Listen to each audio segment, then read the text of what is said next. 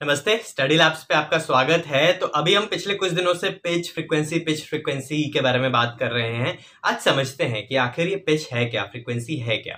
ठीक है, इसको समझने के लिए आपको बस अलग अलग साइज के, अलग अलग फ्रीक्वेंसीज के ट्यूनिंग फॉर्क चाहिए। मेरे पास तो एक पूरा सेट है, बट अगर आप इस तरीके से दो अलग अलग लेंथ का भी ले लेंगे तो भी आप बच्चों को आराम से समझा सकते हैं, वो करके महसूस कर सकते हैं। अभी फ्रीक्वेंसी क्या है, बहुत बार बात कर चुके हैं कि कितने वो रेट से एक सेकंड के अंदर वाइब्रेट कर रहा है कोई भी बॉडी, वो उसकी फ्रीक्वेंसी है।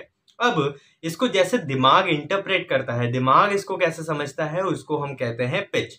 ठीक है, यानी कि अगर किसी की फ्रीक्वेंसी लो है, कोई अगर कम वाइब्रेट कर रहा है तो उसकी जो पिच होगी वो भी लो होगी। कोई अगर ज्यादा फ्रीक्वेंसी से वाइब्रेट कर रहा है तो उसकी जो पिच होगी वो ज्यादा होगी। बहुत सिंपल सा है, low frequency low pitch, high frequency high pitch. ठीक है, अब इसको समझे कैसे कि ये लो पिच हम जो कह रहे हैं होता क्या है, महसूस कैसे करते हैं। तो आप अगर इस पूरे सेट को देखो तो आपको दिखेगा कि ये लगातार कम होते चले जा रहे हैं। मैंने जो सबसे बड़ा वाला है ट्यूनिंग फॉर्क उसको निकाला है और इसकी फ्रीक्वेंसी लिखी हुई है 256 हर्ट्ज। अभी मे भी आपको दिखे ना, लेकिन इस पे जो नंबर यहाँ पे लिखा हुआ है वो लिखा हुआ है 256 हर्ट्ज। इसके बाद जो ट्यूनिंग फॉर्क है उस पे लिखा हुआ है 288, है ना। तो धीमे धीमे करके ये बढ़ रहा है। 256 था, फिर 288 हुआ, फिर इसकी जो फ्रीक्वेंसी इस वाले की होगी वो 320 है। तो हम क्या करते हैं, इनको सुनते हैं धीमे धीमे करके। तो सबसे पहले इसको सुनते हैं कि इसकी आवाज कैसी है। जिसकी फ्रीक्वेंसी मैंने कहा कम, उसका जो पिच है वो कम। तो ये इसकी आवाज थी। हम इससे ऊपर चलते हैं 288 पे, उसको सुनते हैं। थोड़ा सा जो इसकी जो पिच है वो बड़ी, बहुत ज्यादा ऐसे डिफरेंस आपको नहीं समझ में आएगा जब तक आप बहुत बड़ा चेंज नहीं करते हैं। अभी ये 320 लेकर देखते हैं। ठीक है, इससे आगे हम चलेंगे तो हमारे पास 344 का हर्ट्ज है। तो थोड़ी सी आवाज फिर से बदल गई। अगले पे हमारे पास 384 है। तो फिर हम थोड़ा सा हाई पिच की तरफ गए और हम अब जा रहे हैं 426। तो इसका आवाज आप सुनिए, और ज्यादा थोड़ी सी पतली होती चली जा रही है। ये हमारे पास है 480। तो ये और पतला होता चला जा रहा है,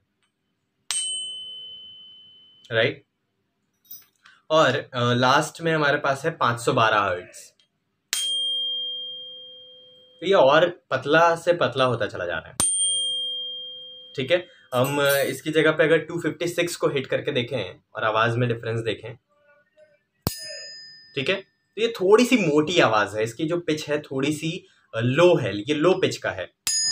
ठीक है, और ये वाला जो हमारा हो गया ये हाई पिच का है, थोड़ी सी पतली आवाज।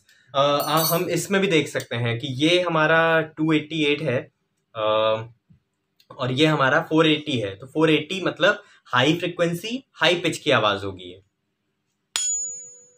ठीक है, ये हाई हाई पिच है और ये लो पिच की आवाज होगी।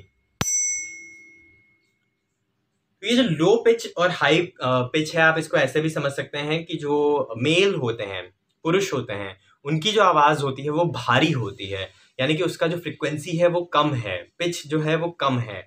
और जो फीमेल्स होती हैं, औरतें होती हैं, उनकी आवाज पतली होती है ना। तो इसका मतलब है कि उनके जो आवाज की फ्रीक्वेंसी है वो हाई है, वो पिच हाई है।